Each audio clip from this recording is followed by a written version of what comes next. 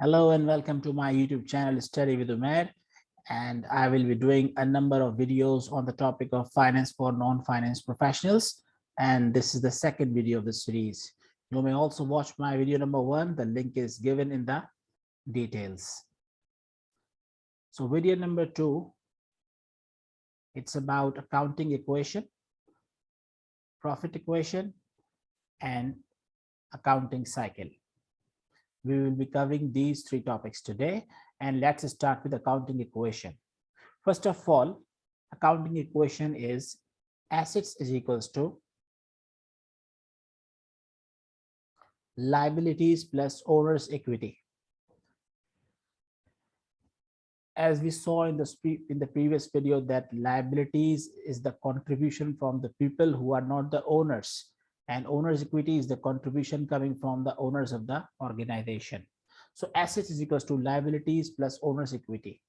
What does it mean actually? It means an organization can finance its assets in 2 ways, maybe in the form of liability or in the form of owner's equity. When we add both of them, this must be equal to assets. The balance sheets of the organizations are prepared using this equation. Let's have an illustration. An organization has total owner's equity of rupees 100 million and total liability of rupees 50 billion. Calculate total assets. So we will be using accounting equation. Assets is equals to liabilities plus owner's equity. Liabilities 50 million as given in the question, and owner's equity 100 million. So when we add both of them, the total assets of the company or the organization worth rupees 150 million. And then next topic, profit equation. Profit equation is simple. Profit is equals to income minus expenses. If an organization wants to see whether it is operating on profit or loss, it can simply subtract expenses from incomes and they will derive the amount of profit. Income statements are prepared using profit equation. And here we need to understand one more thing. There is a direct relationship between income and profit. What does it mean? It means if income increases, profit will also increase, and vice versa. Similarly, there is an inverse relationship between expenses and profit. Means if expenses increase, profit shall decrease, and vice versa. Let's have an illustration. An organization earns total income of rupees 100 million and incurs expenses of rupees 75 million. Calculate the profit of the year. Now using profit equation, profit is equals to income minus expenses.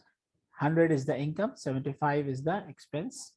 We subtract both of them, and the profit the company has earned during the year is 25 million rupees. And now the main topic of this video, the accounting cycle. In this topic, we will be covering how an organization takes place, gets recorded, and then presented, communicated, and the decisions are taken accordingly. It's very important to have a good and healthy data and information to make right decisions. In fact, information is considered as one of the biggest and most important resources of any organization in the present world. So we will be looking here how the record is created and used by the management.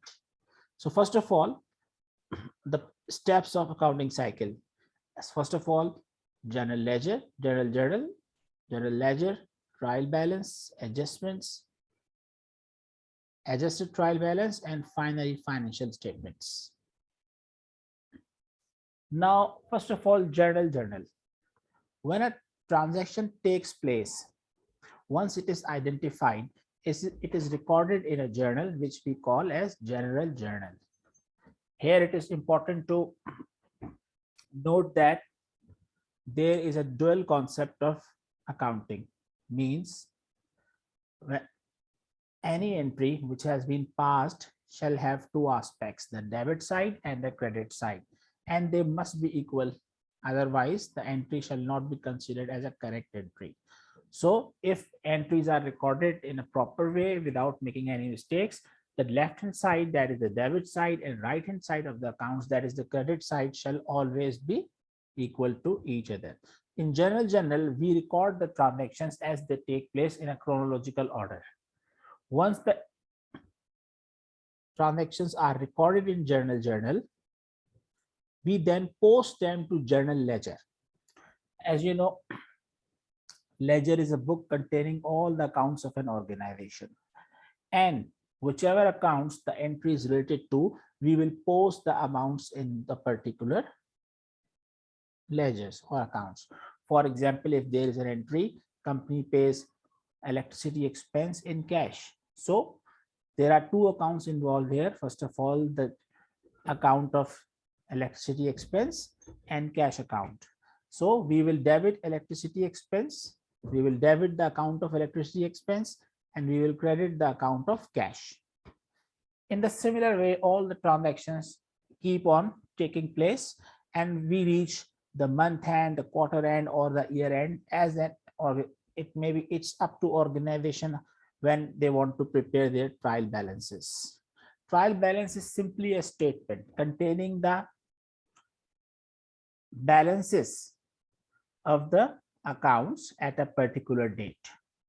For example, if a month starts on 1st January 2020 and certain number of transactions take place, and at the end of the month, that is on 31st January 2020, the accountant prepares trial balance. So he will take the balances of all the accounts as they stand on 31st January 2020 and shall simply present them in a statement form.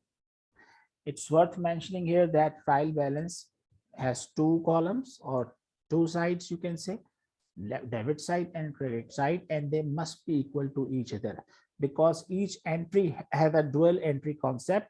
So debit must always be equal to credit. Now adjustments.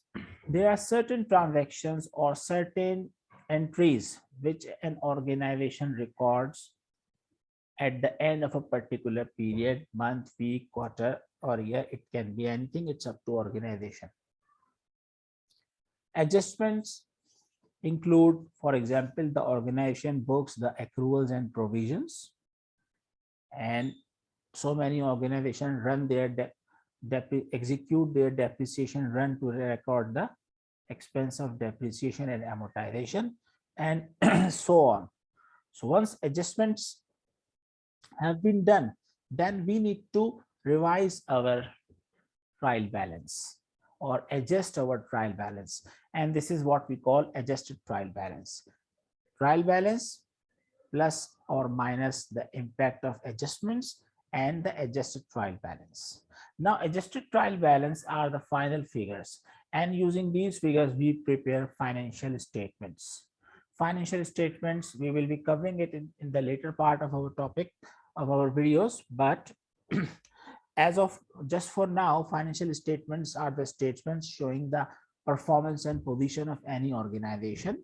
And there are 5 financial statements, but 2 of them are of primary importance: income statement and balance sheet. These statements are used by the top management, owners, employees, vendors, government, and so many other stakeholders to get an insight of the financial performance and position of any organization. So whatever financial statements an organization prepares, it's prepared with the help of adjusted trial balance. Now I will be taking this process back just to make you realize the importance of recording a transaction. See, financial statements we are preparing with the help of adjusted trial balance, and adjusted trial balance we prepare with the help of adjustments and trial balance, and trial balance we prepare with the help of journal ledger, and journal ledger is prepared with the help of journal, and journal is prepared when a transaction is identified and recorded. So just imagine how important it is. It doesn't look that much important, but it actually is. That a transaction has been identified and recorded properly in a journal, because the same impact will carry through to the financial statements of the organization. And financial statements are the face of an organization for the external world as well as the internal management of the company. So those who are involved in it must take great care and should realize that they are doing an important thing. So that's it for today's video. And what's coming next? In the next video, we'll be discussing accounting principles.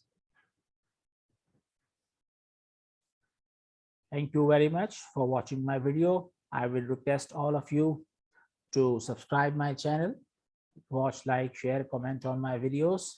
See you in the next video. Till then, goodbye. Assalamu alaikum.